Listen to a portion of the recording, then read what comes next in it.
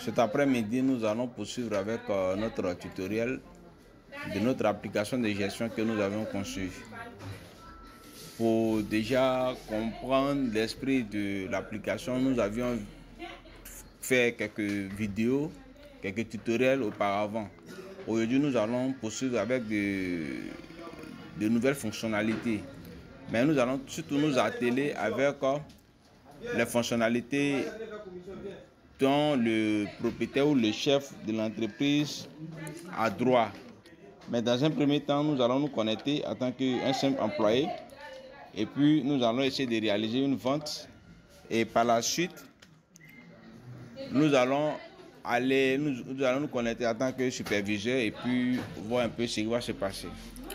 Donc, ici, étant connecté en tant qu'un simple caissier, je vais essayer de réaliser une vente comme on a l'habitude de le faire déjà. Donc, je vends peut-être la boisson qui est là. Je signifie quand même que cette application est utilisable dans divers domaines d'activité. Hein. Voilà, donc...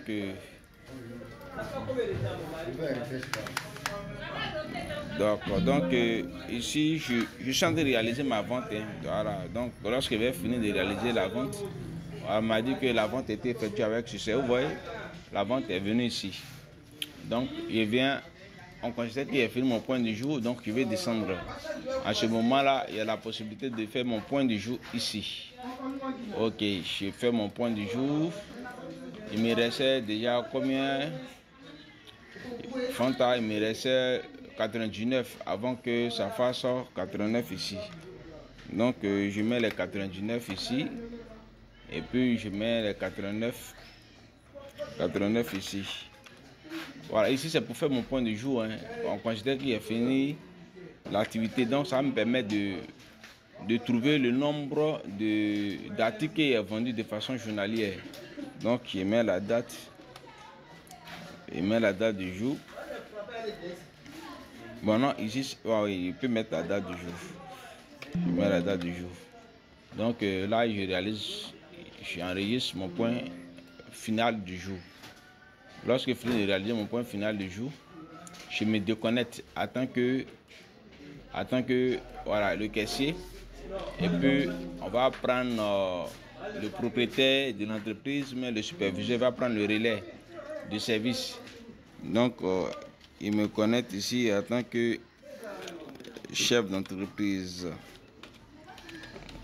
Ok. Il me connecte en tant que le propriétaire du service. Lorsque il me connecte, je vois qu'il y a pratiquement accès au même menu que le caissier. Mais il y a une rubrique de superviseur qui est là. En ce moment-là, je suis le seul détenteur du mot de passe de cette rubrique-là. Donc, quand je me connecte, qu'est-ce que je remarque déjà? Je remarque le menu principal typique pour le propriétaire de la structure ou de l'entreprise. Nous voyons quand même qu'il a la possibilité de réaliser les ventes, faire les points du jour, réceptionner voilà, les commandes. Aussi la possibilité de faire les livraisons. Mais ici, il a la possibilité surtout de passer ses commandes. Donc, vous voyez, c'est pratiquement l'enregistrement de tout ce qui se passe au niveau de l'entreprise pour avoir la traçabilité de tous les mouvements de l'entreprise. Ici, le propriétaire va essayer d'approvisionner le stock. C'est-à-dire que s'il y a un article qui manque en quantité, c'est ici qu'il va venir les approvisionner. On prend ici, lorsqu'il ajoute de nouveaux articles qui n'étaient pas auparavant dans son entreprise, c'est ici qu'il va venir ajouter ces articles-là. Ici, il va venir créer les utilisateurs qui vont travailler pour lui. C'est-à-dire, s'il a 2 ou 3 caissiers mais employés, c'est ici qu'il va venir créer le compte de chaque employé et puis il va voir automatiquement, il va pouvoir les donner accès pour qu'ils puissent être en mesure de pouvoir travailler avec l'application. Maintenant, si je prends un exemple, si un utilisateur vient insérer qu'il oublie son mot de passe par exemple, il a la possibilité de venir non seulement afficher le mot de passe pour le remettre, mais il a aussi la possibilité de modifier le mot de passe. Donc, nous, on va poursuivre. Lorsque le gestionnaire a fait, le caissier a fait son enregistrement du jour, de son fait de service, le propriétaire venant dans l'entreprise, la première des choses déjà, quand il se connecte à l'application, il vient dans le rapport. D'accord, donc, ouais. Donc ici, comme je l'ai dit, nous avons tous les utilisateurs qui sont connectés. Ici, on a l'heure à laquelle chaque article a été vendu. Donc, pendant que l'article a été vendu, les différents mouvements qui se sont effectués entre le caissier et le client sont affichés ici. Ici, ça va afficher si l'entreprise doit un client, au cas où il n'aura pas eu de monnaie. Ici, ça va afficher si c'est le client qui doit l'entreprise. Ici, ça va indiquer l'échange qu'il a eu entre le client et le caissier.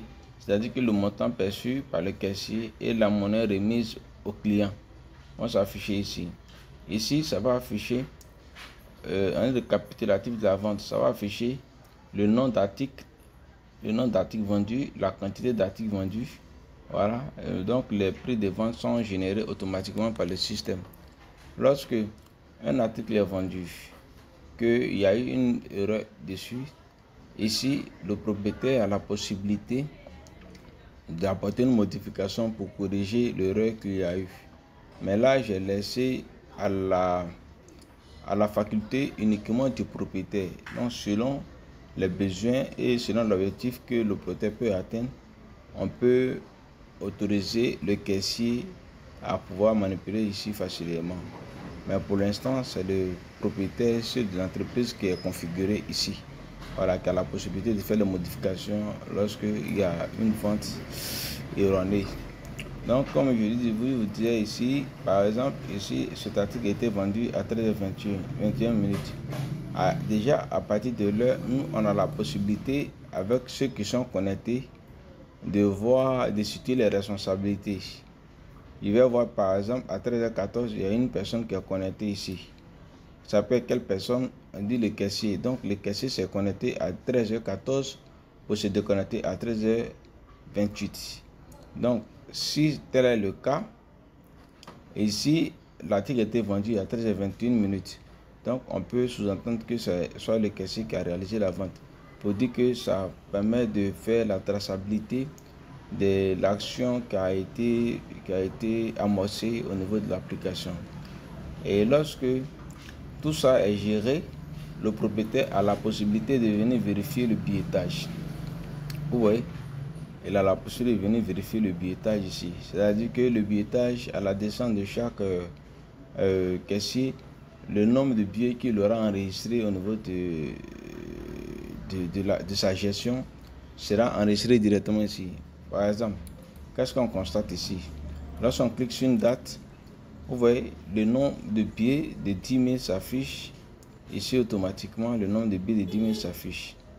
Ok, voilà. Mais une fois que ça s'affiche aussi, on a la possibilité de calculer, voilà, le montant que cela génère. Donc, comme vous pouvez le constater, ça fait 7200 ici qui a été enregistré.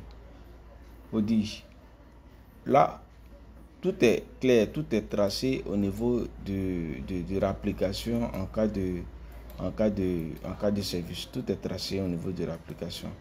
Voilà.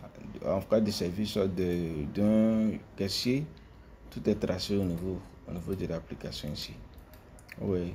Donc, dans l'ensemble, voilà, c'est un peu ça. Voilà, concernant l'historique et puis l'historique des connexions et puis voilà, des ventes. Il va revenir encore pour d'autres vidéos. Voilà. Donc on va aller au menu principal. Merci bien et